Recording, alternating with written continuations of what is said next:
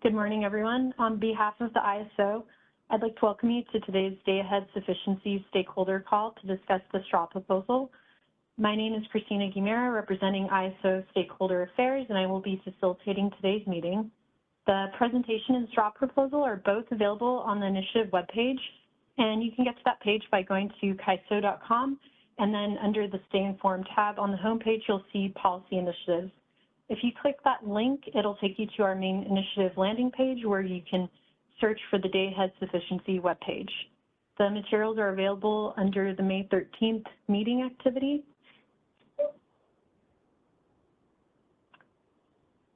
This meeting is being recorded and the video files will be posted to the initiative webpage for information and convenience purposes only.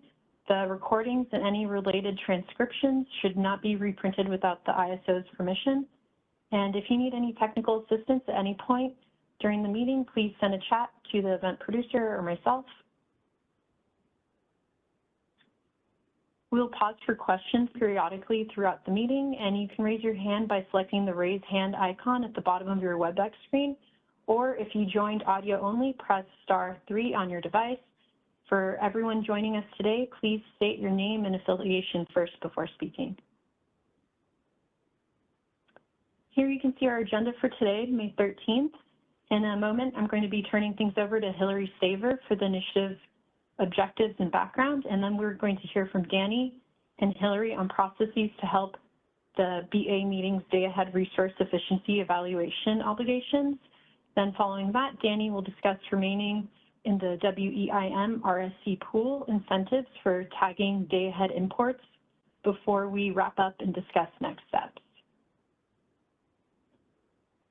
This slide shows a graphical representation of where we are at the ISO's policy initiative stakeholder process.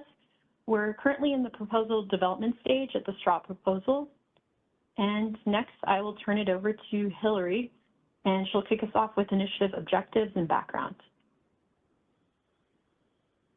All right. Good morning, everybody. Thanks for being here. My name is Hillary Staver. I'm a lead policy developer here at the ISO, and I'm going to be leading us through the first few sections of our discussion this morning, starting with review of initiative objectives and some background on day-ahead sufficiency, and especially the resource sufficiency evaluation associated with the extended day-ahead market. Next slide. So the objectives for this initiative are, we have two kind of nested ones here. Broadly speaking, the design is to help the CAISO prepare for its role as a participating balancing authority area in the extended day-ahead market, or EDAM. And as you likely know, FERC has already approved the tariff that establishes the extended day-ahead market structure and requirements. So what we're doing here is looking specifically at preparations to help the CAISO balancing authority be prepared to meet those requirements and participate in EDAM on day one. And so that brings us to our second objective, which is that the most significant of those preparations is to make sure that we are prepared to meet the day-ahead resource sufficiency evaluation. And so we're going to be establishing some processes here through this initiative to prepare the CAISO BA to do that. Two notes before we get started here.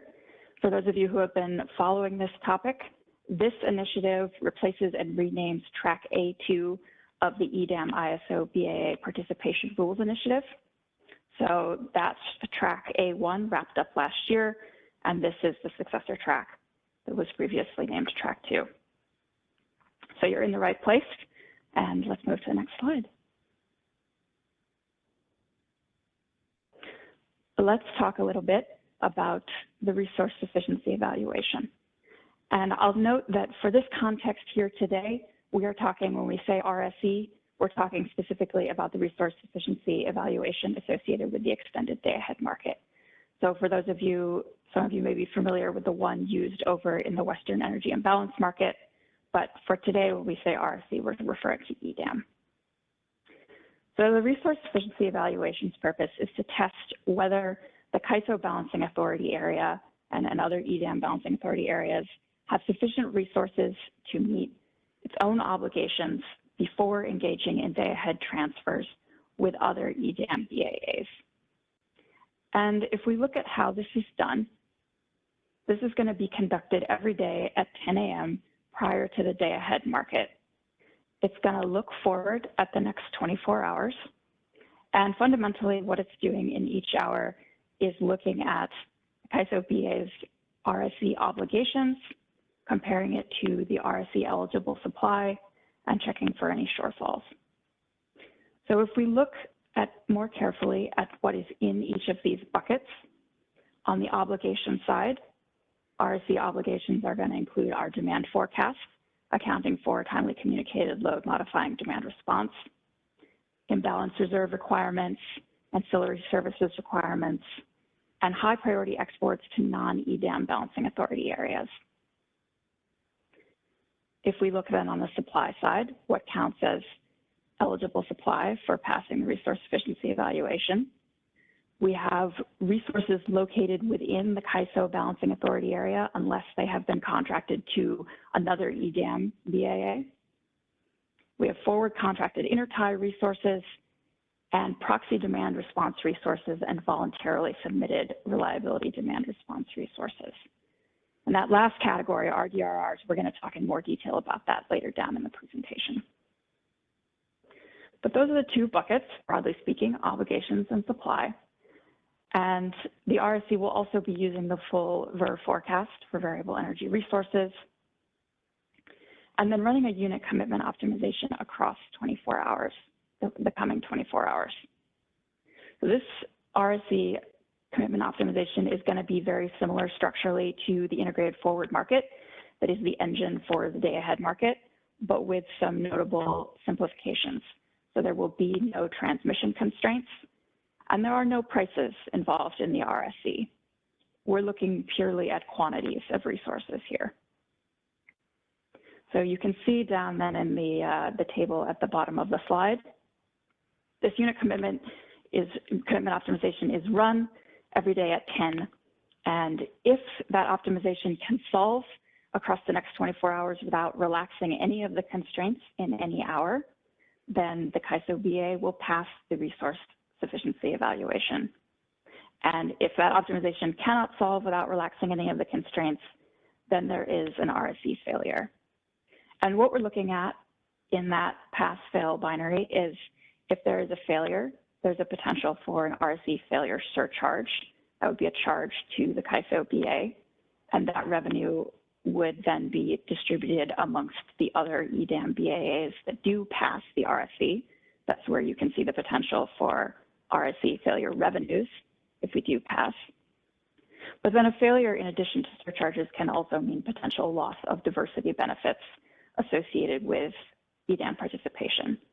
So it's very important that as an EDAM participant, the CAISO BA be prepared to pass this resource sufficiency evaluation every day.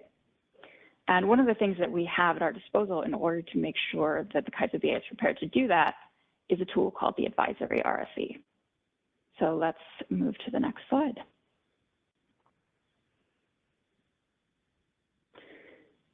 The advisory RSE is simply just a non-binding version. It's a non-binding RSE run. These are going to be run periodically every morning, starting at 6 a.m. through 9 a.m. And the idea is simply to give BAAs some early indication of what their RSE results might look like when the binding run is done at 10 a.m. And so when we look at that window of potential of runs, there's a trade-off in when you start looking at the advisory RSE results, because the earlier you look, the more time there is before the binding run at 10, and the more time potentially to take action if that's needed, but also the more likely that those results will differ from the 10 a.m. run because new information will be coming in. And so looking at this balance, we've determined that 9 a.m. is going to be the best time to look at this advisory RSE result as an indicator of where we can expect to be at 10 o'clock and address potential and address shortfalls as needed. So looking at what we will have by that 9 a.m. advisory run, we'll have the final demand forecast, which will include the final demand forecast, the imbalance reserve requirements, and the ancillary services requirements. We'll have the final variable energy resources forecast. We will have any supply offers that have been submitted into the market before or by 9 a.m. And there will still be an hour between that run and the binding run at 10 to take any action to address reliability concerns that have been raised by a potential RSE failure. The one thing that I'll note that we do not have, and we're going to talk more about this in the next section, is the 9 a.m. advisory result will not include any resources that have not been offered into the market by 9 a.m., but will be there by 10 a.m. And that's a significant hour because 10 a.m. is the binding deadline for CAISO resource adequacy resources with must offer obligations, and also for bid insertion according to bid insertion rules. So that's a significant hour in terms of RSE eligible supply being offered into the market. And in order to make sure that our 9 a.m. advisory run is as useful to us as possible and gives us as accurate an indication as possible of what the binding run at 10 a.m. is going to look like, we need to find a way to account for resources that haven't been offered in by 9 a.m. but will be there by 10. So I'm going to talk next about our proposed process for doing that. But first, I will pause and let's talk through some questions.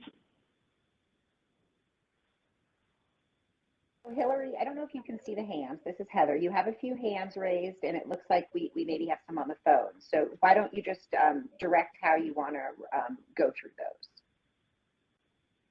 Let me see here for a moment. I don't immediately have visibility on the hands, but let me fix that.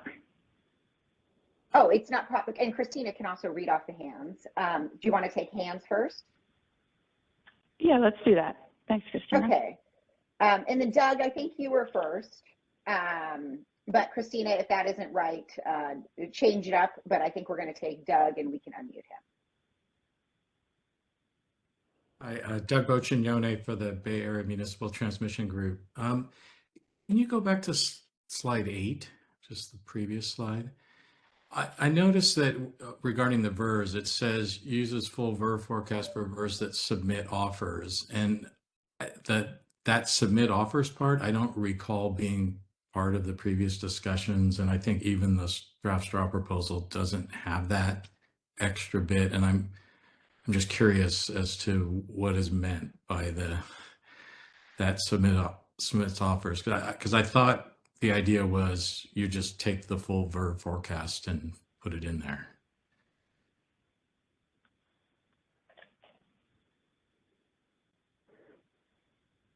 Thank you, Doug. Danny, do you want to speak to that? So that's generally right, Doug. We're going to be using the full VER forecast for any VER that's participating in the market. There is a little bit of a technology thing on our side that if a VER isn't going to be bidding at all, we have a technology hiccup about how we would be grabbing that forecast. And so we were just trying to be precise in our language, but intent-wise, it's the same for VERs. We will figure out how to grab the forecast for the resources. Great, thank you.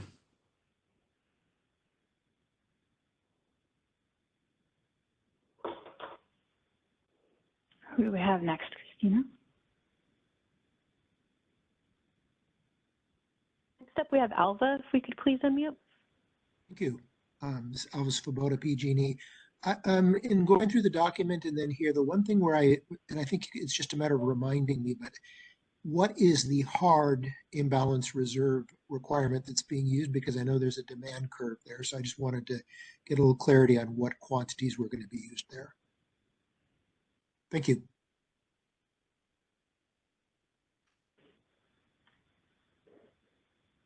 Thank you for your question. I can take that one as well. The full quantity for the imbalance reserve would be used. So an unrelaxed demand curve, Alva. Okay. Thank you. I wasn't expecting that, but thank you for the answer. Appreciate it. Yeah, at least initially, we're kind of structuring this similar to the WEIM, where like the uncertainty requirements that for FRP, those are procured on a demand curve too, but we're still procuring the full amount with kind of the understanding that each BAA should be self-solvent. Okay, and that failure has the same consequence even though there's a demand curve there.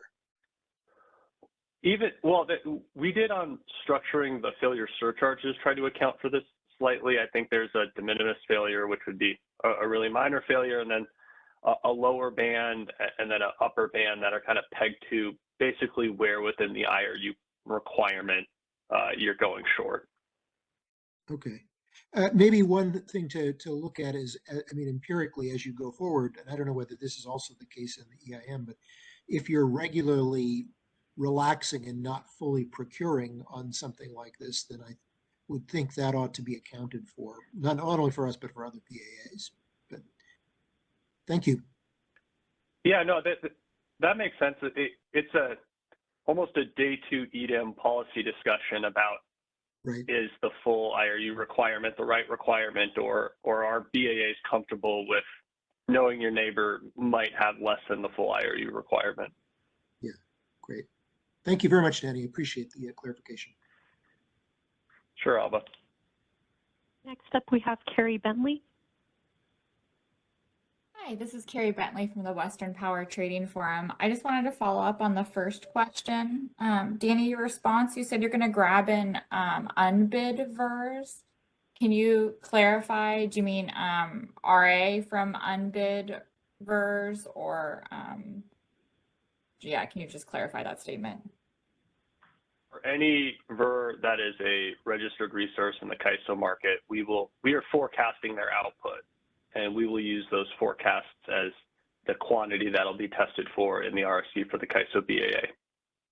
Oh, okay, literally like all VERS, even energy only ones. Okay, and then I guess some VERS bring their own forecast, but that's such a small number, you're not going to worry about that. I think to the extent that a VER wanted to use their own forecast, we could probably explore working with them, but at least initially we would use our forecast for those VERS. Okay. And thanks. then to your energy only comment, yeah, as a result of the EDM kind of policy decision, which Hillary noted earlier, we're not testing for transmission constraints in the RSC timeframe. So we're not kind of excluding any capacity that's been into the market. Makes sense. All right, thank you. Sure. Those are all the hands we have raised. Do we have any questions in the phone line? Well, I see Brian Lowe keeps kind of coming in and out. We should see if he has a question. Brian put a Q&A in. We're still transitioning to our new WebEx platform here to our attendees, so thanks for being patient with us. But if we click on the Q&A, we see Brian's question about the RSE runs. We're talking about 6 and 9 a.m., which are in the tariff. I specified in my answer that we do additional run. We're going to specify details of additional runs of the RSE and the BPM. But Brian, I think you might have had a few more questions on that. So we should unmute and let Brian ask his questions.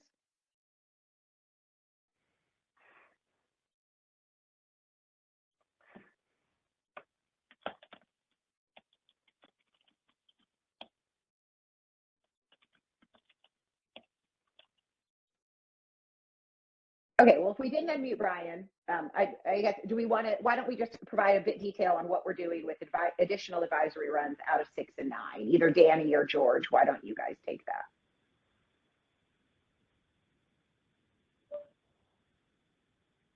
I can take a first stab. So I think the plan is on a half-hour basis, starting at 6 a.m. through 9, we would be running advisory EDM RSEs and posting the results.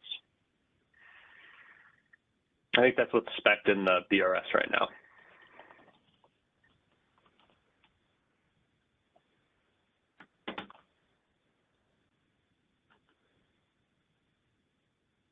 Okay, I think we close that out then. And if do we have any other questions on the phone line or hands raised? If not, Hillary, it's back to you. All right. No further questions.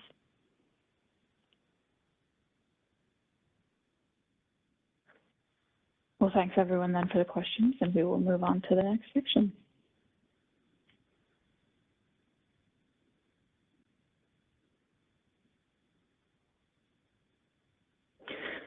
So the next thing we're going to talk about, now that we've gone through the RSE process, is what we can do, some processes we can put in place in order to make sure that we are capturing as much in that 9 a.m. advisory RSE run as possible to give us as detailed and accurate a picture as possible of what our binding run at 10 a.m. is likely to be, likely to look like.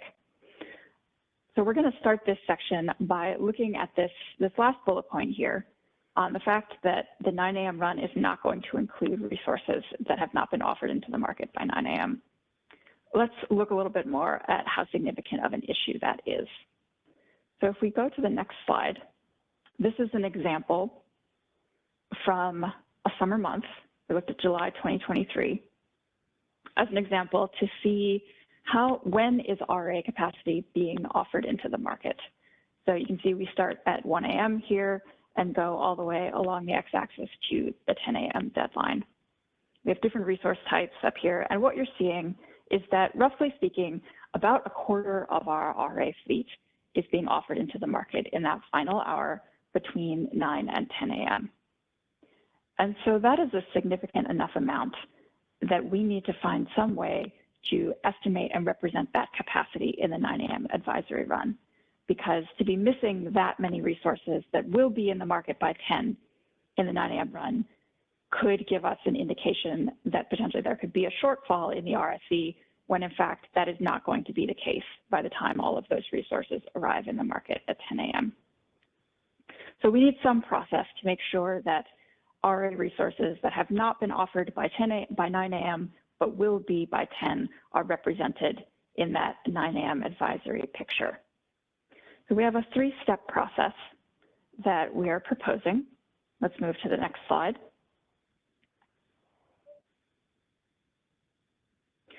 And I'll talk about each of these steps in more detail going forward, but at a high level, we'll start with the resources that have been offered into the market by 9 a.m. So no change there, just start with what we've got from scheduling coordinators by then. Then at 9 a.m., where the proposal is to insert bids for unoffered RA resources that are subject to bid insertion rules. Do that at 9 a.m. with the ability of scheduling coordinators to overwrite those bids until 10 a.m. And then finally, for unoffered RA resources that are not subject to bid insertion rules, we needed some way to represent those volumes as well. And so what we're proposing for this category of resources is an advisory bid that is only going to be used in the advisory RSE at 9 a.m. It will be discarded by 10 a.m., will not have any impact on the day-ahead market, but it allows us to make sure that we're accounting for those volumes at 9 a.m. when we're looking at the advisory RSE. So let's talk a little bit more about each of these in detail. Next slide. Starting with the first step, this is no change to any existing policies, just saying we will start with the actual offers that we have at 9 a.m. And to the extent that scheduling coordinators can make those offers for RA resources before 9 a.m., that is encouraged, because that gives, the more of that fleet is represented in the market by 9 a.m., the more similar the advisory run will be to the 10 a.m. binding run. And really, it's the quantities that we're looking at here. The prices can be updated anytime until 10 a.m. because the RSE is not looking at prices at all. So really what matters in these offers is that we have the quantities of RA capacity represented. So we encourage that scheduling coordinators submit these by 9 a.m. to the extent that they can. But for resources that have not been offered, then we move to the next few steps. Next slide. For resources that have not been offered by 9 a.m. and are subject to bid insertion rules, what we're proposing is to submit a bid for those resources at 9 a.m. And this would just follow the existing bid insertion rules. So those bids would be priced at the default energy bid. And there would be an opportunity for scheduling coordinators to overwrite those anytime before 10 a.m. But again, the purpose here is to get the quantities of capacity represented at 9 a.m. Next slide.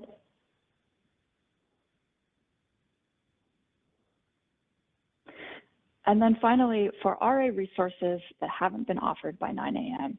and are not subject to bid insertion rules, we need some way to represent those volumes as well.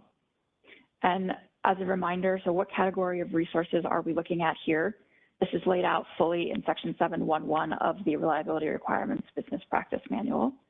But as a review, we're looking at things like use-limited gas resources, hydroelectric, proxy demand response, and non-generator resources, or NGRs, which includes hybrid resources. So for these resources, we need some way to represent them.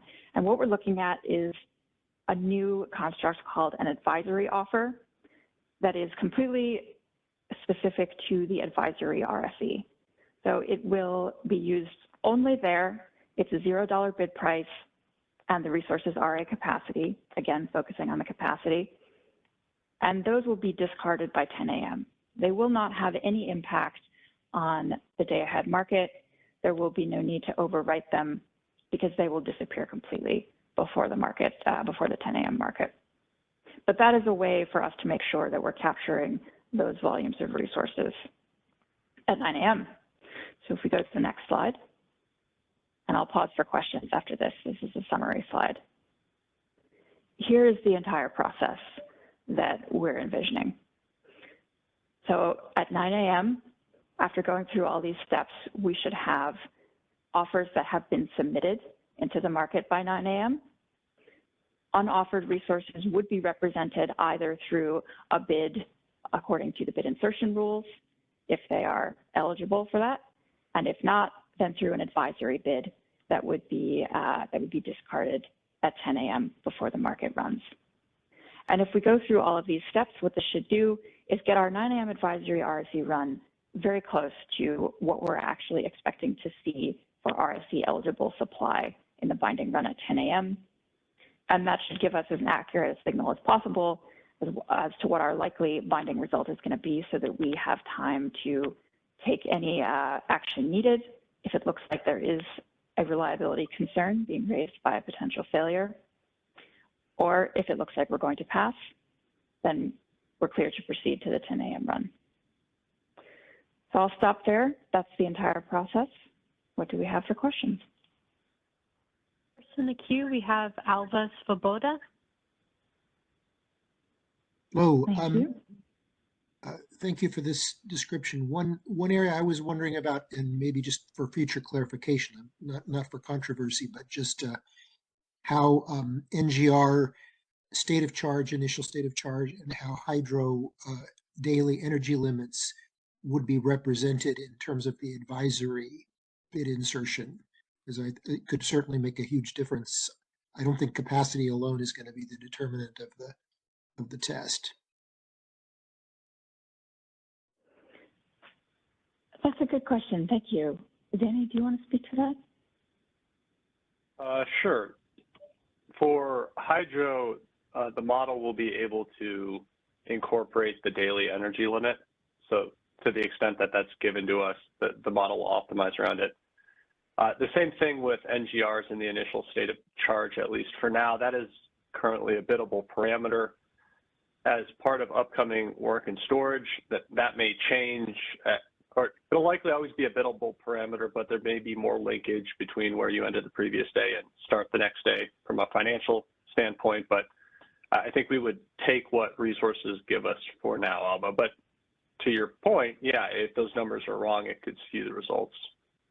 Well, I mean, actually, that's a really good piece of information, Danny, which I'll hope to follow up on about the initial state of charge. But what I was really asking is, if there was no bid at all, what would you do? Is there going to be, or maybe just asking you to define what you will do in that situation? Yeah. To solve it on the spot. But, no, that's actually a really good point. Thanks for clarifying that. I think our rule right now is if there's no initial state of charge, it defaults to 0, which would make the resource have full headroom up and down to be optimized to the day. But for any kind of discharge later, you need to charge earlier.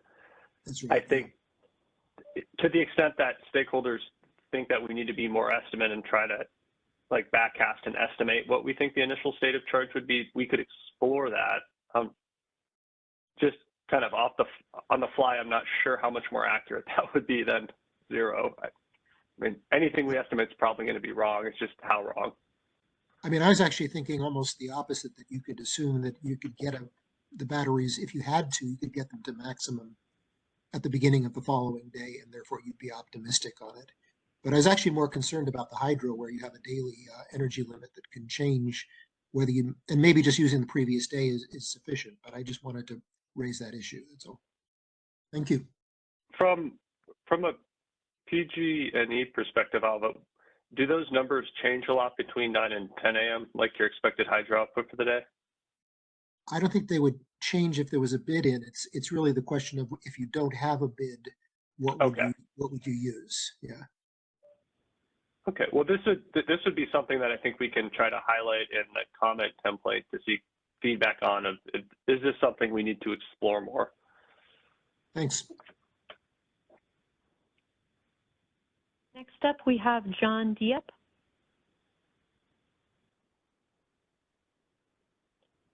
You're unmuted, John.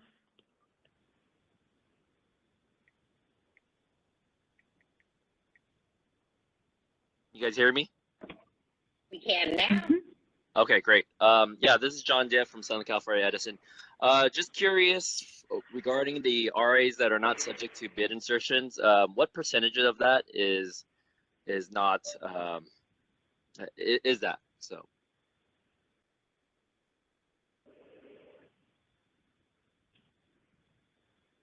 So you of the 25%. Sorry. Of the 25% that's not been offered in by 9 a.m. Correct. I don't know off the top of my head. Do you, Hillary? I was just thinking. I don't know off the top of my head. It's a good question. I believe Abdul did look into this. It's a not insignificant portion, if I remember correctly. Sorry, I can't hear Heather. No, it's my. It might be my audio. Yeah, I think we're. Heather, please go on. Your audio is clearer now. Well, I was asking if we had Abdul answer the question. So number one, I probably will try to fix my audio if you can't still hear me. But we need to follow up with Abdul. We have looked into it. Yeah, he's pinging me on a chat right now saying he doesn't have exact numbers, but we can look into it, John, and get back to you. Thanks. And my second question for those use limited resources, which hours would you guys be applying that towards the advisory?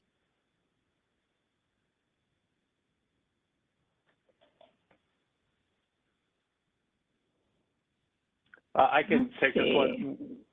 We're not going to be applying any specific hours, right? We're going to let the market determine what the optimal use of those use limited resources would be.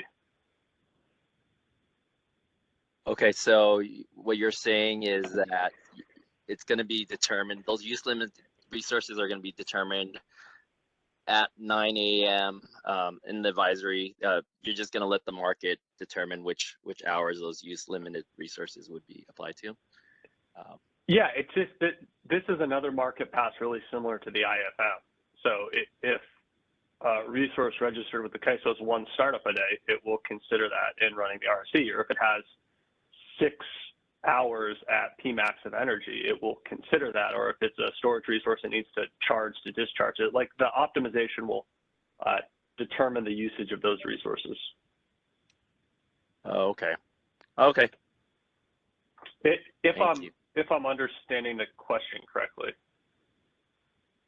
Yeah, well, I would assume it would be applied to the peak hours, right? If they're use limited resources, if they're 4 hours, then it would be applied to predominantly, like, you know, hour ending. I think it was hour ending 17 to 21 or whatnot, right? So that's kind of the basis of my question. I suspect that's what the solution will do as well. But I think we're on the same page here. Got it. Okay. Well, wait, let me get back to you, John. I need to retract that.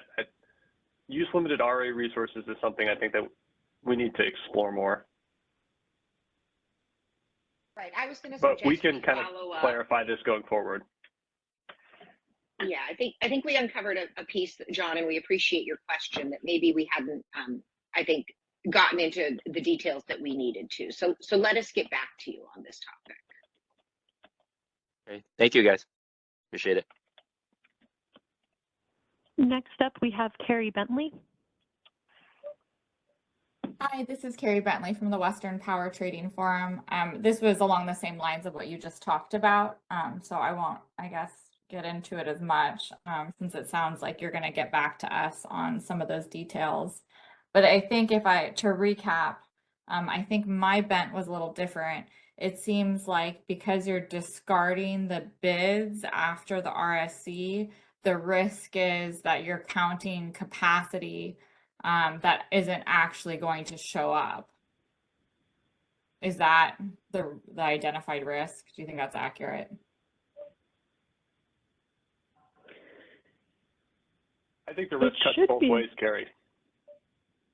I'm sorry, Hillary, go on. Oh, I think similar lines. They should be resources that will show up by 10 a.m. because they have an obligation. But you're also not wrong that it will be before that has actually happened. Danny, did you have thoughts? Yeah, I was going to say it cuts both ways in that you're either overestimating capacity that might not show up, or you're not estimating capacity that will show up. And so we're just going to try to take the most accurate estimate we can. Yeah, I think that approach makes sense to me. Yeah, I think they have an obligation to show up if able. And I think that's the hard part with the use limited resources. The Department of Market Monitoring put out a report on this, like 6 months ago that you guys presented, and that was really good data. And it showed that the use limited RA resources that don't have a bid insertion component were the ones that basically showed up the least amount of time out of all the RA resources. I think it was something along the lines of 80%. And then I'm wondering if there's a strong correlation between those resources and the ones that, don't have a bid at 9 a.m. So basically that hangover 25% you're presenting will be highly correlated with resources that actually won't show up in real time. So I think the data that Abdul's putting together will be really informative in your kind of accuracy principle there. Did that all make sense? I think that's a good point, Carrie. Yeah, I tracked. Hillary, Thank you. Is that making Yep. sense? It does. Thank you. Great. Thanks, guys. No further questions. Did I see a hand from Michelle Keto on an earlier slide? Yes, she raised her hand earlier, but lowered it. Okay. All right. Well, in that case, we will move on to the next section now. And for that, I will hand it over to Danny. Thanks, Hillary. So Hillary broadly covered kind of what are the inputs to the test. I'm going to cover a few more exotic resource types that the CAISO has available as capacity to pass the EDM RSE. The first of those is the reliability demand response resources, colloquially known as RDRR. Can we go to the next slide?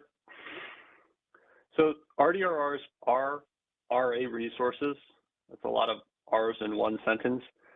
They are modeled as supply-side resources, but the intent is really to use these in emergency conditions. They are CPUC jurisdictional and operated by the investor-owned utilities. There is 600 to 800 megawatts typically of RDRR. It changes on a yearly basis. But in alignment with their intent for emergency use, they are not required to submit bids into the real-time or into the day-ahead market. They can voluntarily offer. Some do, most don't. They are required to submit bids into the real-time market, but even here, there's somewhat separate treatment. The bids flow into the system, but are held outside of availability for the dispatch until CAISO system operators observe an emergency, which would correlate with an EEA watch at a minimum, and then release those bids into the market for dispatch. When they're released into the market, the current rules require them to be bid in between 95 and 100% of the applicable bid cap, so either $950 to $1,000, or when the ISO is operating under the hard cap, $1,900 to $2,000. So that's background on RDRR. Can we go to the next slide? Understanding that these are RA resources and the principle of EDAM was counting on forward contracted capacity, the ISO BA does plan to count on this capacity in its EDAM RSC, and the principle here is, again, forward contracted. We expect them to be available in the real-time market if needed, but we want to ensure that the CAISO BA is not utilizing the EDAM to clear either energy imbalance reserve transfers from EDAM neighbors or potentially reliability capacity transfers that would forego the need to utilize these resources in the real-time market. We don't want EDAM market participation to displace the need to utilize these resources. So the CAISO is going to utilize the EDAM RSC starting at 9 a.m. It's going to go through the steps that Hillary outlined, looking at what are the advisory results, how many more megawatts are we expecting, do we need to make any adjustments for wheels, and if there's a shortfall, that is an indication that there is the potential for a shortfall in an emergency condition when you move into the real-time market. The CAISO would then utilize a min function. It'll look at either the expected upward shortfall or the amount of RDRR capacity that hasn't been voluntarily submitted, and make an accounting of that in its EDAM RSC obligation. Essentially, if CAISO is forecasting 50,000 megawatts of supply and it would plan to utilize RDRR the next day, and you had 500 megawatts in an RDRR program, the EDAM RSC obligation would be adjusted to 49,500 megawatts. Now, to make sure that the market's not clearing transfers that displace the need to utilize that RDRR, the ISO would also plan to make adjustments to its RUC procurement target by an equal amount that correlates to the RSC reduced quantity. So going back to that example, you have 500 megawatts of potential RDRR usage. If CAISO system operators determine that a 1,000 megawatt load conformance would be needed through the RUC process, accounting for that RDRR, they would only make a conformance of 500 megawatts. Now, at this time, the ISO is not proposing any coordinated load bidding rules in the IFM itself. And we think that there's good cause for this. We went back and looked at load bidding patterns on stress days when you would expect RDRR to potentially need to be used. And if you go to the next slide, what you see here is the quantity of underbid load in the day ahead that materialized in the real-time market. So this is September of 2022, which was the all-time peak, I think, on September 6th for the ISO system. But in general, this was a really hot month. And you see in the really stressed times, load is systemically being underbid by 1,000 to 1,200 megawatts. This is in excess of the size of the RDRR programs that would be used. Even in the latter portion of the month when it's a little cooler, load is still being underbid by about the size of the RDRR program. So given kind of our empirical analysis and looking back at other stress system conditions, at this time, we don't see the need to try to develop coordinated load bidding rules in the IFM to prevent the clearing of EDAM transfers to displace the need to utilize RDR. All that said, the past is not prologue, right? Like, this is something that we will monitor going forward and make sure that EDAM market participation isn't displacing the need to utilize RDRR to the extent that it needs to be utilized in the real-time market. But I do see we have a question from Michelle. Hey, Danny, this is Michelle from the Energy Division at the CPUC. I have a bunch of questions. So the first question I have is if you go back a few slides where you started. That's Sure. one. No, and forward one. Sorry. So you say if the CAISO is expecting EEA conditions in real time, then the CAISO will reduce the RSE obligation. When I was reading through the paper, it said may, the operator may. So I just wanted to get some insight whether this is a will or may, and then I have more questions. I think that it's a may. I mean, all this is CAISO system operator discretion. We're giving them the tools to meet the BAA's need, and they're going to decide how best to use them. Okay. However, if we're forecasting that there's going to be a penalty, does it become a will? Because that was my understanding. If we're forecasting a RSE shortfall. So you're tying it to EEA conditions, and I'm trying to understand how it interacts with penalties. So if we see a penalty, because recall that what we're covering is the load plus imbalance reserves, and based on my understanding, imbalance reserves are 4,000 megawatts. So is it based on only EEA conditions or a penalty, an RSE shortfall and implementation of penalties? And I have more questions after that.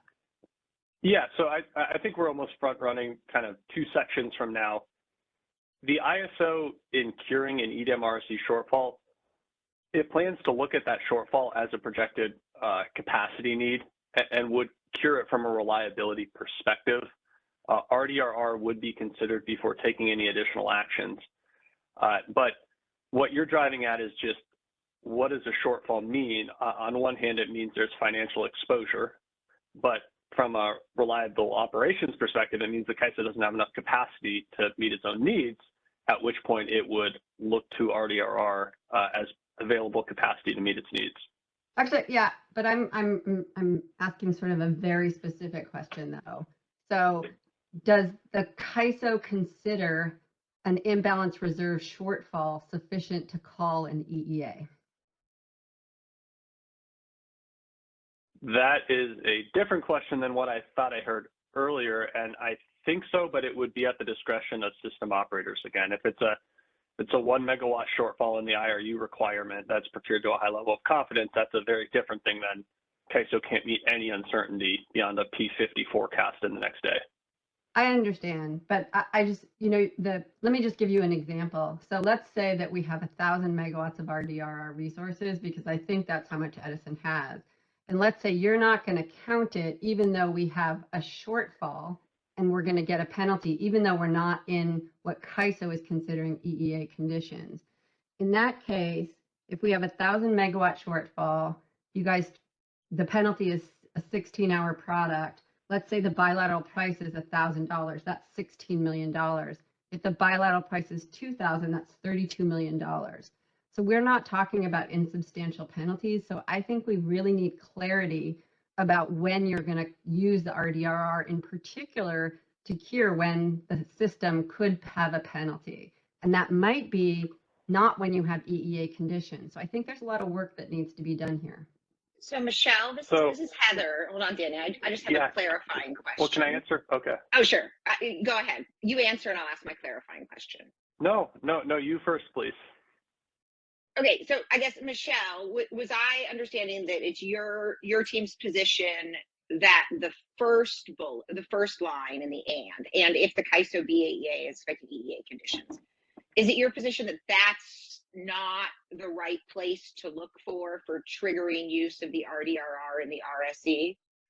Is that what you're saying? No. So first of all, I don't have a position. I'm asking whether CAISO is, in addition to considering whether there's an EEA condition, which, EEAs are typically called in the real time, right? Because it's an operational issue, right?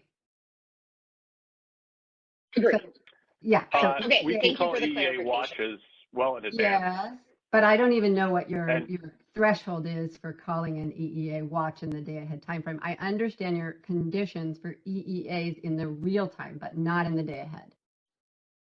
So I think it would be the same. If you look at the definition of an EEA watch, Michelle, it's like a projected shortfall in capacity, which is exactly what the EDM RSE is going to trigger. Right, but Danny?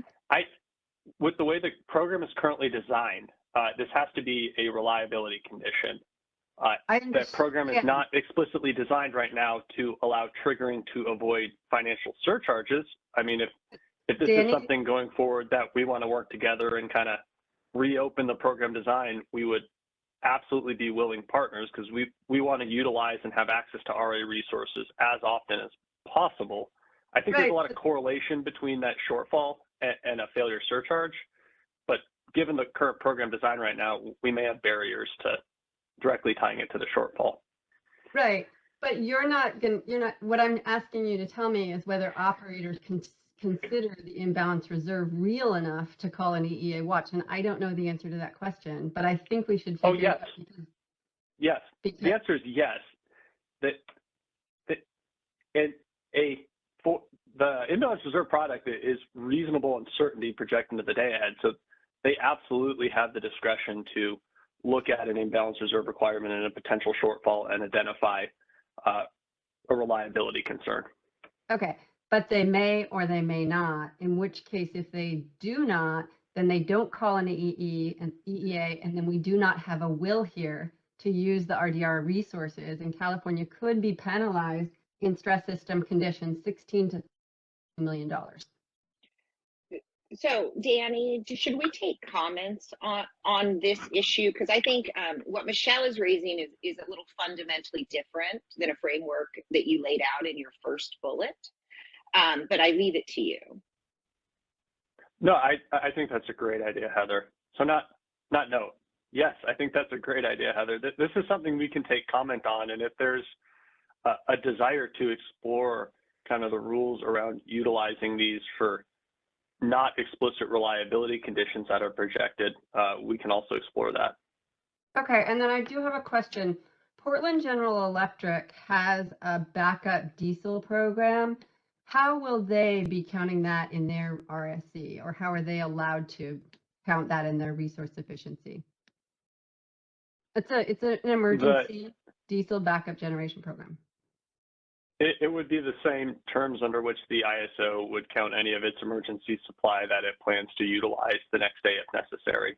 It's not something that can just be accounted for carte blanche, but if there's an intent to utilize it the next day as part of a reliable operating plan, and you're setting measures in place to not use the market to displace the need to utilize it, they'd be able to make similar adjustments. Well, I have a clarification. Michelle, is that a supply side program like our RDRR, or is that a load? Would they reflect that as a load modification program, which is not what we're discussing here? I just don't have the details on Portland's program. I don't believe it's dispatched in the market, but if you're suggesting that we should take it out of the market and then we have more flexibility to use it as a load modifier as they do, then that's a different question. But what I think I'm saying is that they can use it to avoid penalties. And what I'm hearing you say is we can't. So I don't know anything about Portland's program. Danny may. But I think it's important here to focus that we're only talking about the unoffered RDRRs in this proposal. There are obviously other demand response programs in California which are not part of this slide. So Danny, I turn it back to you. You may have the details on Portland's program. I do not. I also don't have the details on Portland's program, but what I do have is the details on the RDRR usage as part of the settlement agreement, and that is still triggered on a projected reliability emergency. Actually, I have the agreement too, and it says to avoid scarcity pricing. And so that's what I'd like to avoid is the $16 to $32 million financial penalty if RDRR is not included in that. And that was my understanding that was our agreement. So I will go back and I guess we'll have to have additional conversations. Thank you. Absolutely. Thank you, Michelle. Next up, we have Callie Wells. Yeah, hi, it's Callie Wells with WPTF. I just have a quick clarifying question. Danny, I thought I heard you say that counting RDRR and RSC would displace EDM transfers. Did I hear that right? And I was wondering if you can elaborate on that a little bit more. We would intend to ensure that EDM transfers don't displace the need to utilize RDRR in the real-time market. What we want to avoid is claiming 500 megawatts of RDRR on the EDM RSC and then having load bid up to the full forecast or the procurement target be up to the full forecast and get 500 megawatts of inflowing transfers from EDAM participants, which then forego the need to utilize the RDRR in the real-time market. Okay, I think that makes sense. Yeah, I was curious if you guys thought about just treating them like RA without bid insertion, but I think that explanation helps. And we explored that, Kelly. It's a little bit tricky trying to make sure that the use of these resources is consistent with that settlement that Michelle was bringing up, because they're not quite available for usage like most other RA resources are. Okay, all right, appreciate that. Thank you. Next up, we have John Dieppe. Hi, can you guys hear me? Yes. Yes. Yeah, great. No, I just wanted to make a comment, and we think, I know previously the RDR topic was that you would require entities to bid this in the day-ahead market, but now you're stating that it does not. So we really think this is a major improvement to the process, given the fact that this is a emergency program that's utilized, and bidding them in the day-ahead market will essentially make them economic resources, which could be utilized even before when CAISO is actually needing them. So we think it's a really improved process. We still do have concerns of when operators are going to count it towards the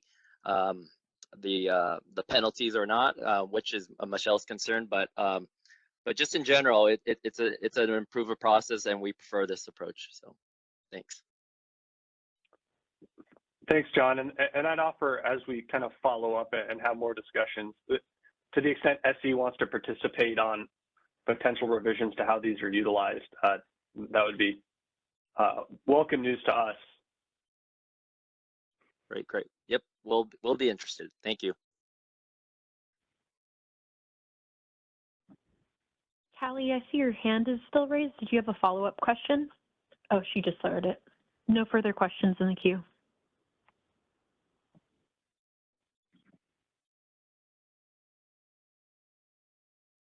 Okay, I think we resolve can John's move question. forward. Oh, never mind. Hand down.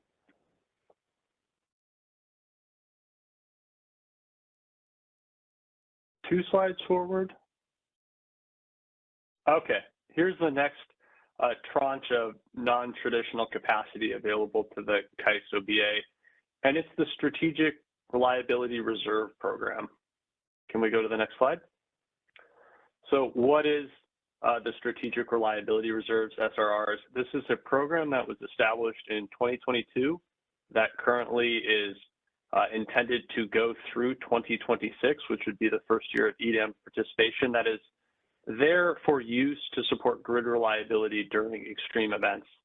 There's around 3,000 megawatts of total capacity within this program. It's on the market participating side, it's a mix of long start and short start resources.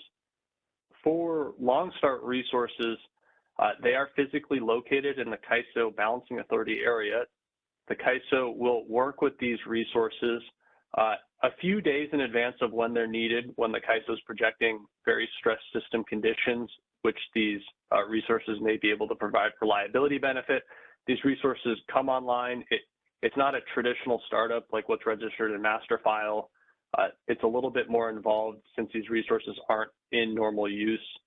Takes a little bit longer, but they come online, they submit bids into the market, then the market utilizes these resources. From an EDAM RSC perspective, we like to count bids, right? It's a lot easier when we count bids. So to the extent that there are bids present in the market, these would be counted as available supply for the CAISO BAA. On the other hand, short start resources aren't participating in the day ahead market, and at this time, there's no plan to account for them in the day ahead market and in the EDAM RSC. I do see that we have a question from Michelle. Danny. So when I was reading through this, you said that whenever these resources are committed to minimum load and the CAISO BAA has specific, I guess, information on the extreme event period, the SCs for these resources are expected to submit day-ahead offers for all available capacity during the specified event hours. To the extent that bids have been submitted, long start SRR resources will be accounted as available supply in the RSE. So this relates to the other ongoing initiative about bid caps for storage resources and hydro resources. I just wanted to get clarity because these are gas resources, and they rarely have. They're limited to a bid cap of 1,000 unless they have cost verified bids above 1,000. Even when the bid cap goes to 2,000, and under your previous proposal that we've been talking about, you're proposing that hydro bids, let's say the bilateral price during stress system conditions is 1,000, hydro would bid at 1,400, storage would bid at 2,000 or have the ability to during all hours of the day. So then what I'm seeing is the strategic reserves would be in the bid stack at 1,000, it would be in the bid stack at 1,400. RDRR would be in the bid stack between 1,900 and 2,000, and storage is potentially at 2,000. So can you explain how that makes sense to have RDRR being dispatched way before all the other RA resources during event hours? So I think this might be a little bit out of scope, Michelle. That other policy isn't even approved by the board yet.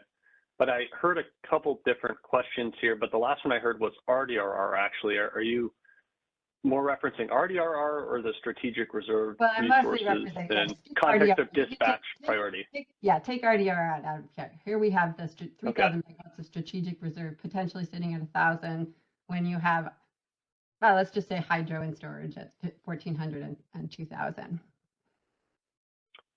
So the rules currently is that these resources need to bid in their marginal cost, so they bid in their marginal cost, and to the extent that their marginal costs rise above the soft opera cap, they have a process available to them, just like any other thermal gas resource, to adjust their bid cap. So these resources would fall under that general framework.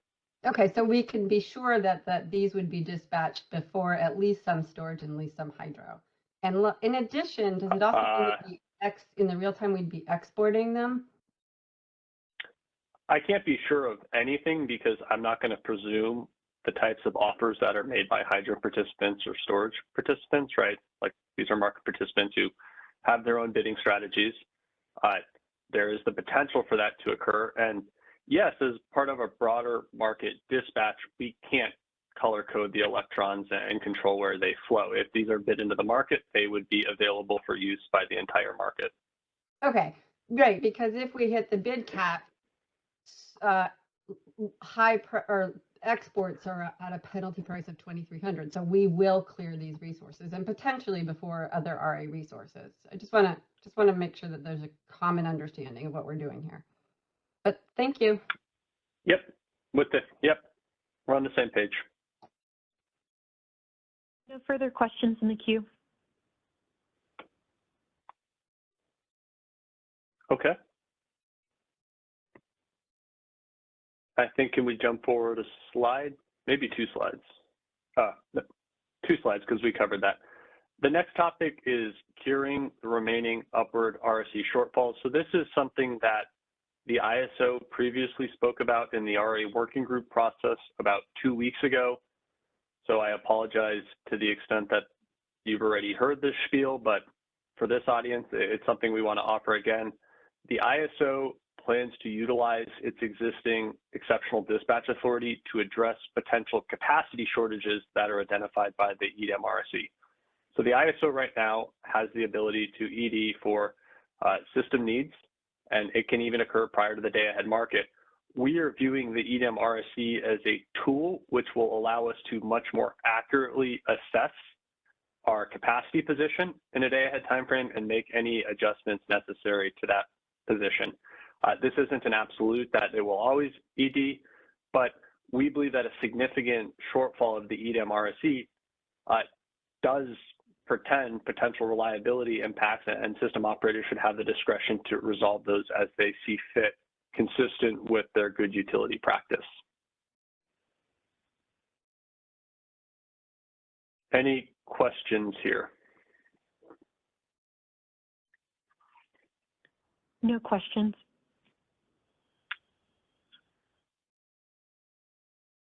Okay, I think there's one more topic. The final topic is the potential to design incentives for tagging day-ahead imports. For those who recall, the EDM policy has a rule in place that imports that are cleared in the day ahead have to be tagged prior to the stuck run for the relevant hour in the real-time market. It was a little bit of an open question coming out of the EDM policy process for the CAISO BAA if there was a need to develop a set of financial incentives to encourage tagging. At this time, we are planning to just monitor and determine if there is a need. These resources, the intertie resources, tend to be fairly reliable, which I think is in the next slide. Can we check? Nope, I don't think it's in the next slide. But they do tend to be reliable. We see them tagging quite often, even during tight system conditions, we see them tagging. So rather than right now kind of expand the scope of this initiative and try to develop what frankly will be a pretty complex cost allocation for imports not tagging, we're instead going to monitor and see if there is a there and a need to develop those tagging rules and settlement. And this is the slide I was thinking of. It was 2 in advance. This is tracking the imports that are coming through the IFM to eventually what flows and is metered in the actual to red line. So to the extent that the yellow line and the red line are the same, that is a good thing, or the red line is above the yellow line, that's also a good thing.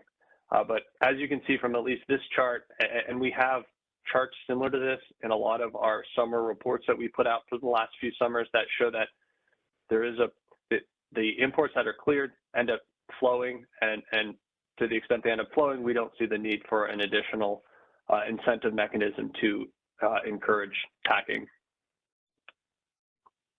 I see we have one question from Alan.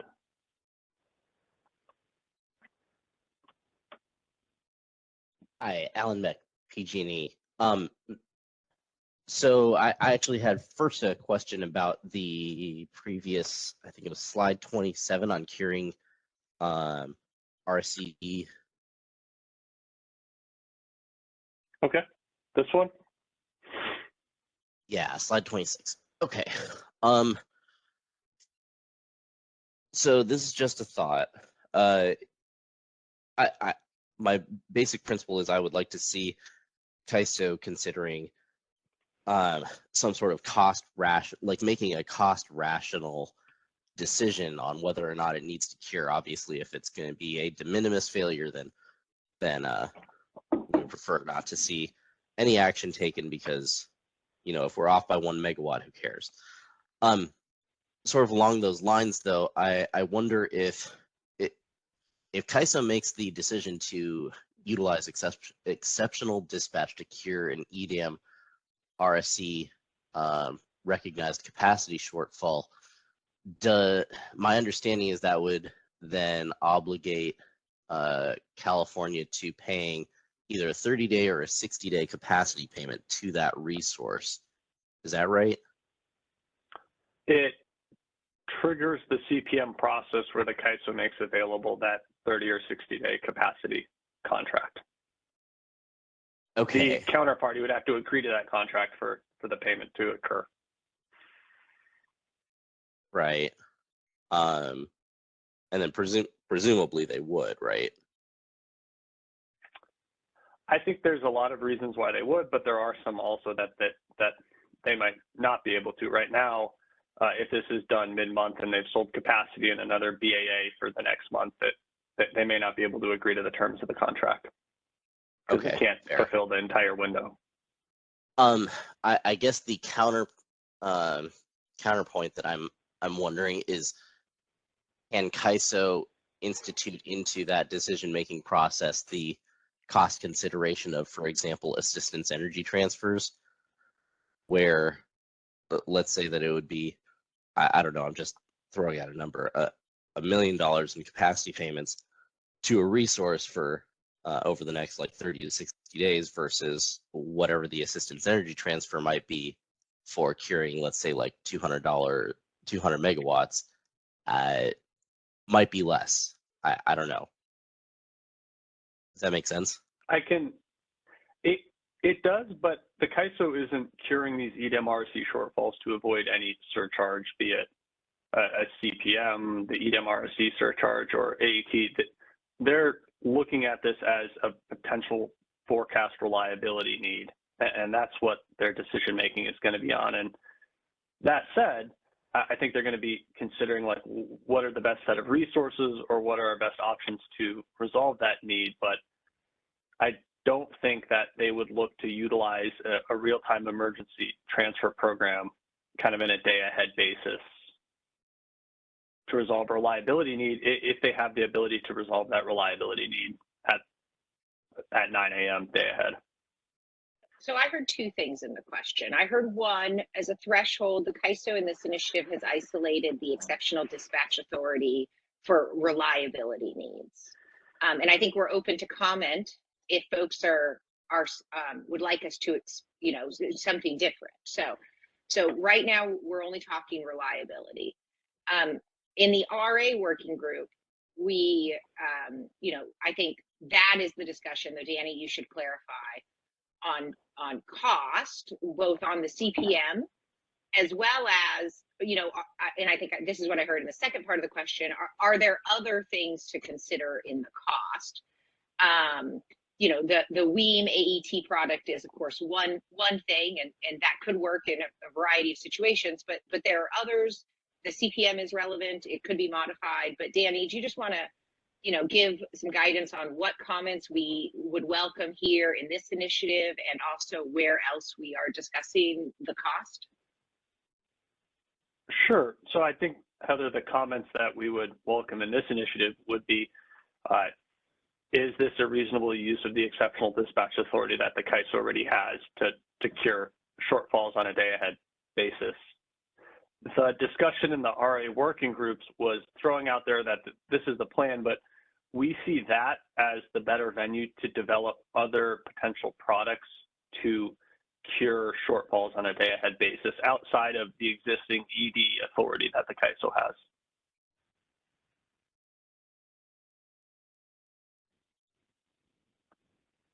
And I think that the RA working group paper went out last week, and we're taking comments on that. And this was identified as one of the tracks that we want feedback on too, of how does this process need to evolve on day-ahead capacity products.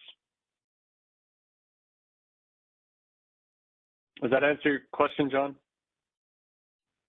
Or the first, or Alan, I'm sorry, the first question? Yeah, so why don't I let you get back to your conversation or your discussion on day-ahead import tagging, and I will probably have more input at the end of that. Well, I think we covered that slide. It's just the CAISO is going to monitor if there's a need to design anything to incentivize more robust day-ahead import tagging. But what were your thoughts there, Alan? Well, I would say that the idea that the CAISO might fail by, let's say that we have a 30,000 megawatt total obligation demand forecast plus IR plus ancillary services, and let's say that we have 35,000 megawatts worth of supply, and 10 megawatts or 1 megawatt fails to tag of our non-source specific imports. That could cause us to get kicked out of the WEIM RSE or diversity benefit. Yes.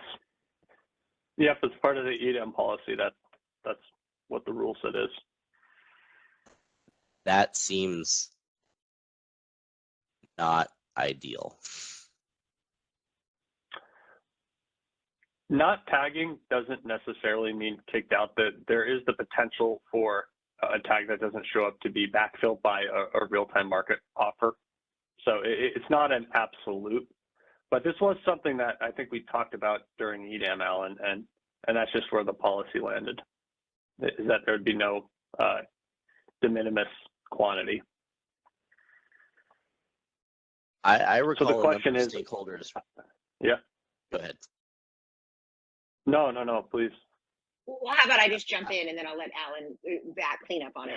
I believe in the EDAM framework, we did have stakeholders ask us, other BAAs as well, ask about a de minimis exception for the tagging. But the ultimate decision that was made to apply equally to all BAs, including CAISO, is that there will be no de minimis exception to the tagging and or resupply. Yeah, I recall a number of stakeholders raising the concern and asking CAISO for clarification because it wasn't clear to us, and then it just kind of fell by the wayside. Oh, sorry. Can you hear me? Yes. Yes. Oh, now you can hear me. Okay. I recall a number of stakeholders asking for clarification because it wasn't clear to them what this was, whether a de minimis failure would or would not get us kicked out of the diversity benefit, and then this just kind of fell by the wayside, and that's where it was left. I would note a number of stakeholders raised this as an issue, and so it was not. I would say it was not settled. Well, I mean, it was settled in the sense that there's board-approved policy that there's no de minimis exemption. I think to the extent that we need additional programs to make sure that there are real-time bids available to cure any not tagged supply to avoid getting kicked out of the pool, we can. The open question to us is, do we need a financial settlement that ensures that this is taken care of by the parties that are tagging, or can it be more general of just ensuring there are real-time market offers available? Yeah, and I think that where you went with that, I think that is the more sensible idea, is that rather than punish the entire BAA, maybe there should be an incentive directly to that transaction. If a counterparty somewhere outside of California fails to provide the necessary tag, then it should be settled and the implication should be visited on that transaction. But the idea that the entire BAA gets kicked out because one person failed to submit 1 megawatt worth of tag,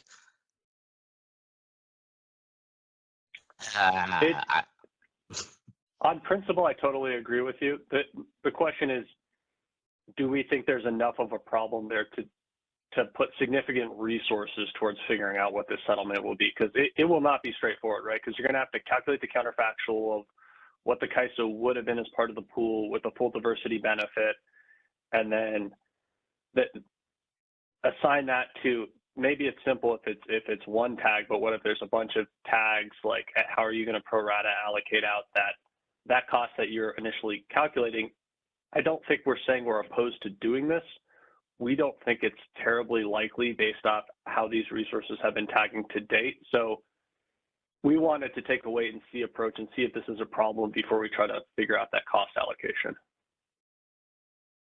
Fair. But on principle, I totally agree, Alan. Like that they should bear the cost of not tagging. It's just, do we want to do that now?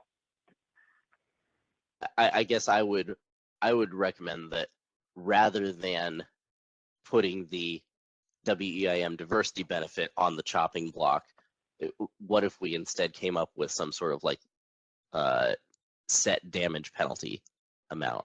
I think that would be at least a more accurate and more direct and better economically targeted incentive at the parties who are directly responsible and can actually submit the tag.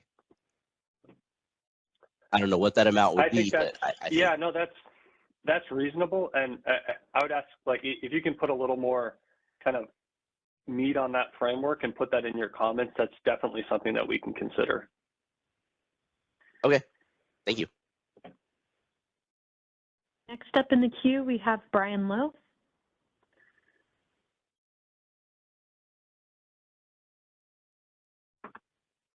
understand the answer, or I believe I understand the answer to my question. If you guys can hear me. I can. I did have a question. I might have missed a slide. Like, how does the CPM, if you guys trigger the CPM mechanism, does that just completely exclude that unit from the settlements process from like an EDAM, BEA to BEAA situation? Like, I'm not. Yeah, I don't totally follow the question, Brian. so I think you were talking about like if you were having to exceptionally dispatch a unit, kind of due to a sufficiency. I guess you guys are locked out to that hour, correct? So like if you were actually using like a CPM or manual dispatch, exceptional dispatch type functionality to dispatch a unit for reliability, you guys would be locked out for those hours, correct? No, this would be occurring prior to even running the day ahead market. And any ED that could trigger a CPM would be handled under the current CPM process. And then the current CPM process, I think maybe what you heard earlier is that we offer a 30 or 60-day commitment to that resource, where that resource can choose to contract to provide capacity to the CAISO for the term of that, 30 to 60 days. And we said a reason people may not enter into that contract for the longer term commitment is because they have commitments to other balancing authorities. I think that may have been what you were picking up on.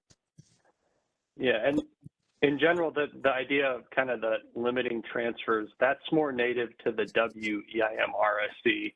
To the extent that BAA fails and hasn't opted into the assistance energy transfer product, then that would be the consequence, but there's no equivalent in the EDAM. I think just as long as that CPM capacity is excluded from any of the settlements process for EDAM. I'm sure that's the case because it's part of the existing process. Okay. I mean, to the extent that you could help in your comments, state this question. I think we can look at it and make sure and get you a better answer, but I'm not totally following the settlement implication of this CPM in relation to EDAM.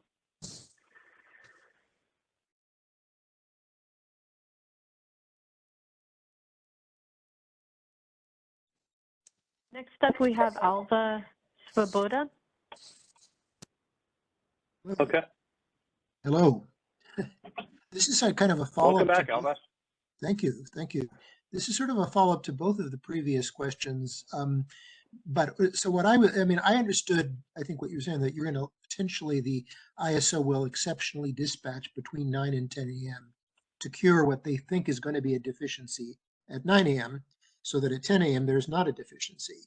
And at that point, the rest of the world is satisfied with that solution, and there's nothing's being excluded. So per the previous question, I don't think there's any reason that we would be excluded from the diversity benefit because we've solved the problem. But my question was that because of sort of the characteristics of making these calls under conditions where you're basically thinking things are going to be bad and then they don't turn out to be as bad, which is also characteristic of load forecasts under a lot of these kinds of shortage conditions.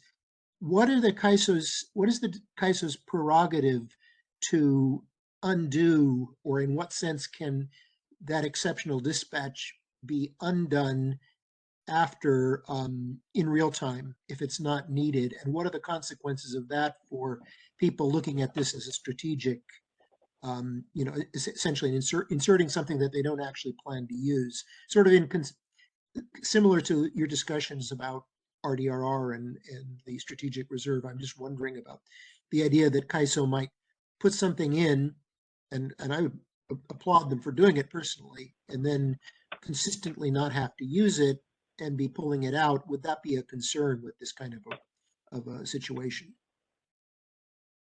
I think that it is a valid concern, Alva, but it would be considered by the system operators when they're making the initial decision. Once the ED occurs, that resource is offering into the market day ahead in real time. And so this would be kind of an ongoing process, which they would be looking about differences between kind of day ahead and real time and determining the reliability need is a real reliability need.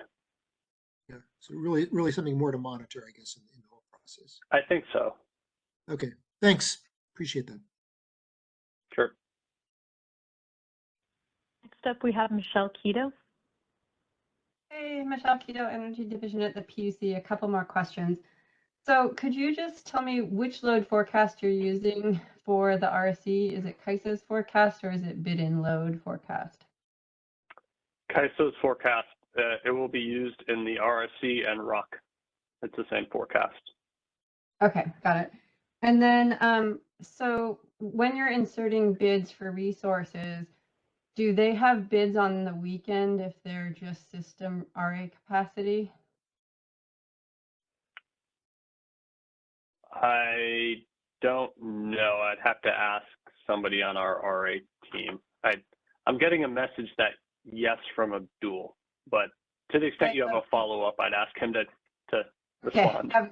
So just so you know, I think that the system RA only has a Monday through Friday obligation. Flex RA which has weekend obligation. So it would be helpful to understand whether you're going to be inserting the bids on the weekends, because I don't think that they have a bid insertion obligation on the weekends. So that's something for you guys to consider. Well, I see Abdul actually raised his hand, so can we let him respond? Great. And then I have more questions.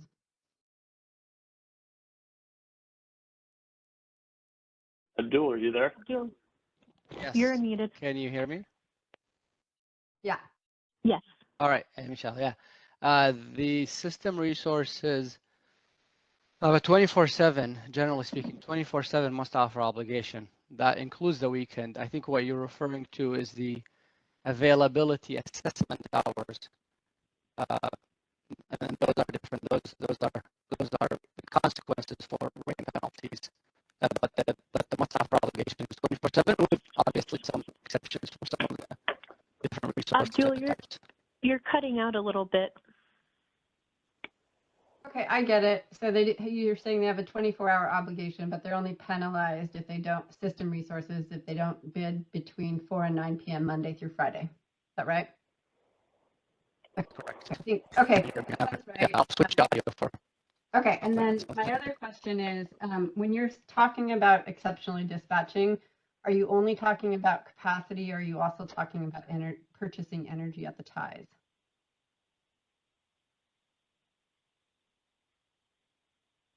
Was that a question for me or Abdul? No, that was a question for you. I think I understood. Can you restate it one more time then? Sure. When you're talking about exceptionally dispatching, are you only talking about capacity in the CPM, or are you also talking about procuring energy at the ties? I think it would be any energy available to the CAISO consistent with what is done today. So that's capacity and energy for exceptional dispatch? Yes.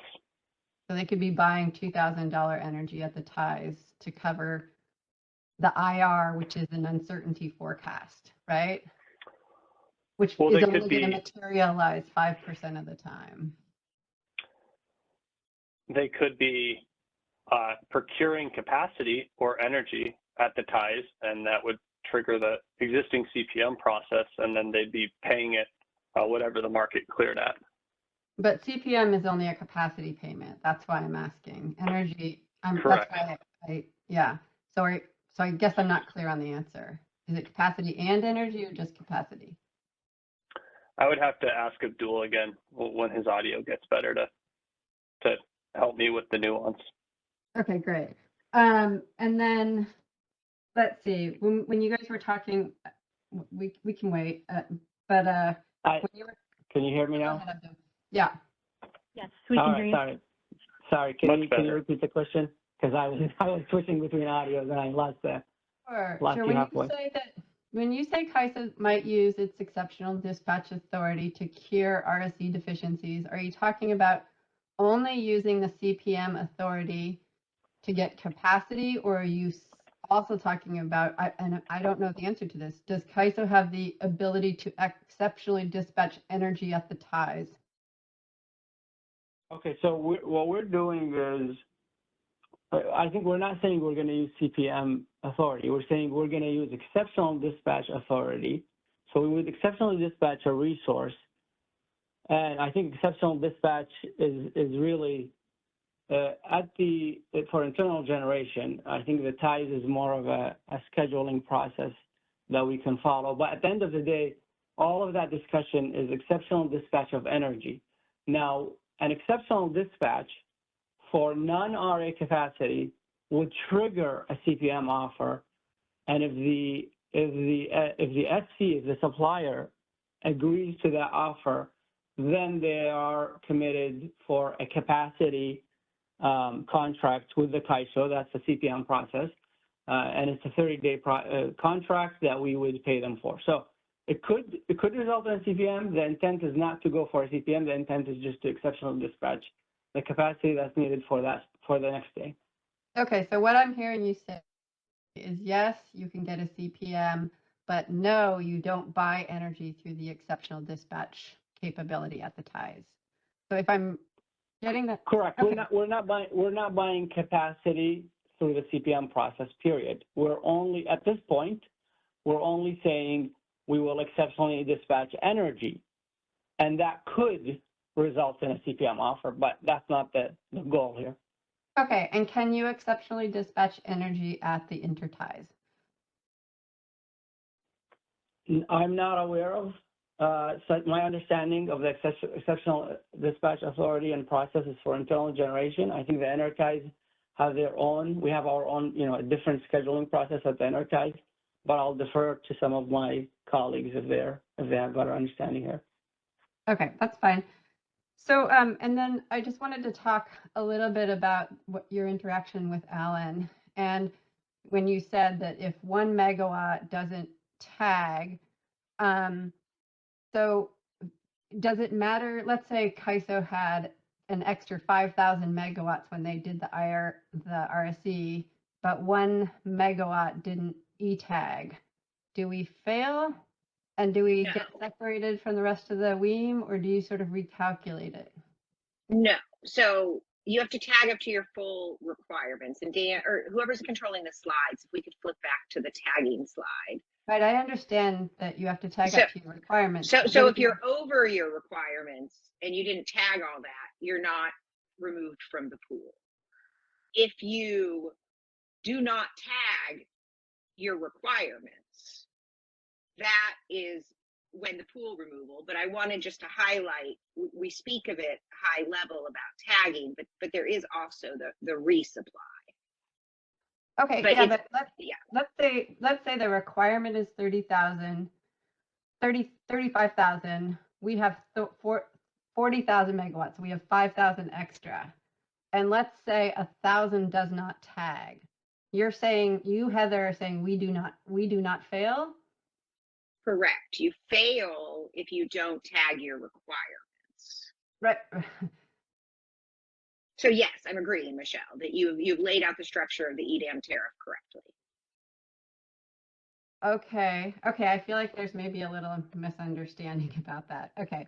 Okay, well then maybe say it again. No. I mean, I get your answer, but Danny, is that what your understanding is as well?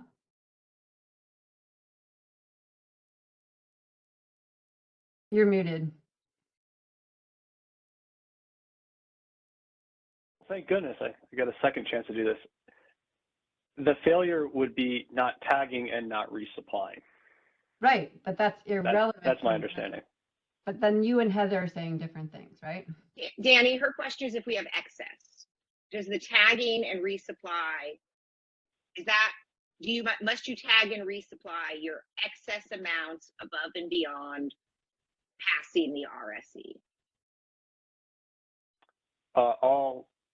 I mean, Heather, can you restate what's in the tariff? Because that's what the rule is. Right. The tariff provides right now, though I guess maybe the language could be opaque, and so maybe we should talk about how it should be in the BPM so everyone's on the same page. But it's the tag requirement applies to tag your RSE requirements, and failure to tag the requirements is what leads to removal from the pool. Right, but what if you have excess requirement. So, right? So let me just put it another way. Let's say we have only imports, right? So, so our requirement is 30,000. We have 35,000 megawatts that we use to pass our RSE, right? Because you don't pass it, you know, just by a little bit. We fail to tag 5,000 megawatts of imports. Do we fail? We have sufficient resources, but we have not tagged our imports.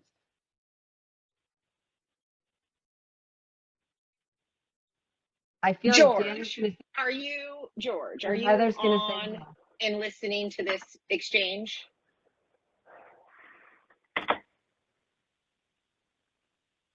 Okay, Michelle, we'll follow up with George and get back to you for what the RSE application is doing. And then, of course, we'll make sure it harmonizes with the tariff language.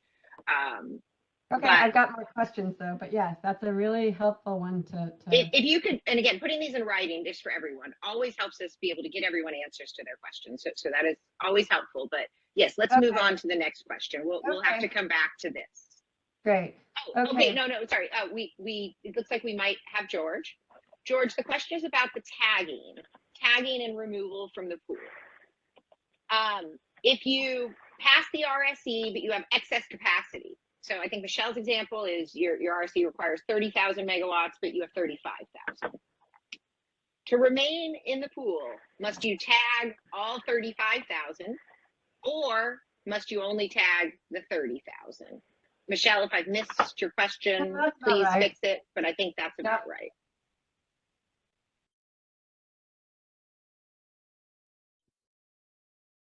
Next in the queue, we have Kalia Savage. Hold on, we might. I'm not done. Right. So Michelle's not done, but okay.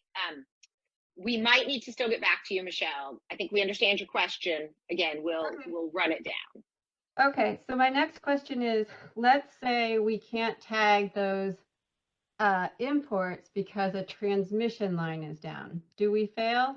We'll get back to you. Because again, it depends on our answer to the prior question. Okay, and then likewise, which is one more variation, let's say that the other BAA pulls the tag because they're in an EEA3 and they pull it for reliability reasons. Do we fail then? That's my last one. Then okay, we'll get back to you on that as well. Okay. Yeah. Okay, and then I think that's enough for right now. Thank you.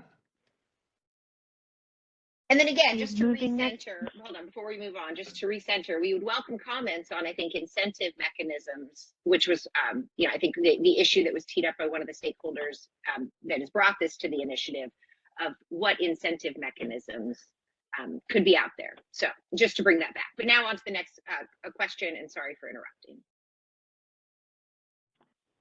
Next question from Kalia Savage. Hi, my question was addressed in the chat. I appreciate it. Thank you. Looks like Brian Lowe still has his hand up. Do you have a follow-up question, Brian?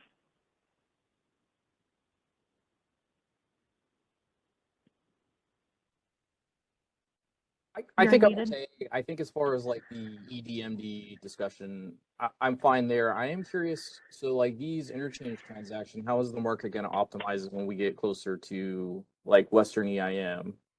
Are these going to be treated like FMM interties, or are they still just like HASP hourly changes if they're advisory? This may be outside the scope of this also. Can you restate that one more time, Brian? I didn't totally follow the question. This may be outside the scope, like I said. So like, how are these interchange transactions going to be handled in the real-time market? Are these just going to be like HASP hourly intertie type transactions, or are these going to be optimized in like FMM and stuff like that? They should be rebid into the real-time market, right? Correct. But like if it's a follow through from day ahead to real time, is that going to require like a completely different bid? Like generally it just flows from one to the next. I just wanted to make sure it's not going to be optimized in anything other than HASP. Or is it just going to be a straight day ahead to real time award? So it's going to be exactly the same. It would be similar to what's done today. There have been some changes in the RSE2 initiative that was this spring regarding how these transactions are tagged. on the export side, but it should largely be the same under EDM for these intertie transactions flowing from day ahead through real time. Okay. Like Stuck isn't gonna give different binding instructions or anything like that. It's just, is there a tag there prior to running the Stuck run is what we're trying to check for. And it's a binding instruction for the interties, it sounds like. Yeah, I mean it's a day-ahead financial award, and then it's rebid into the HASP, and the market will do what it does with it. Sorry, my AirPods are dying. I have to switch AirPods.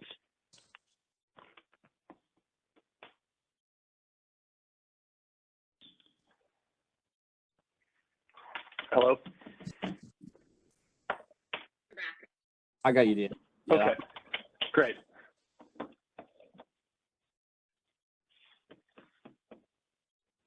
Did we answer your question, Brian?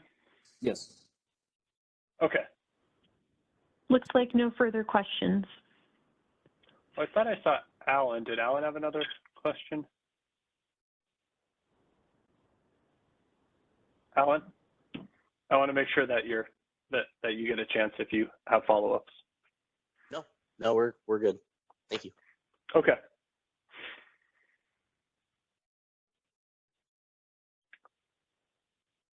All right, well, I think that is it for our presentation. I can turn this back over to you, Christina. And I would add, it seems like there is additional discussion that needs to happen specifically around kind of the tagging of these transactions. So the ISO will work to get out more information on that pending what we hear in the comments.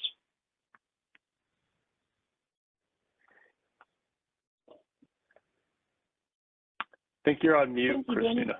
Oh, okay. Thank you. As far as next steps, comments are due on the straw proposal and stakeholder meeting discussion by May 27th, and the comments template will be available shortly. You can always contact us at isostakeholderaffairs@kaiso.com with any questions. And we would also like you to be aware to save the date for the Stakeholder Symposium on October 24th in Sacramento. Additional details will be available on the ISO website, and you can contact symposiumreg@kaiso.com with any questions. The ISO is holding a training series for resource operations readiness, and the goal is to prepare customers in advance of summer to meet ISO expectations for successful resource management. And there are 3 remaining sessions. The next one will be on the 15th with a focus on battery performance expectations. And you can register at the link on the slide if you're interested. And you can also contact customer readiness at kaiso.com with any questions. And our last update we have for you today is there's a new KAISO website coming in late May, and the ISO is launching a redesigned website. We will have training sessions to go over the updates. The first one being on May 23rd, so keep an eye out for daily briefings and social media for details. And with that, thank you for joining today's discussion. As a reminder, this meeting was recorded for informational and convenience purposes only. The video file will be posted on the initiative webpage for a limited time after this meeting. And thank you, everyone, and have a great day.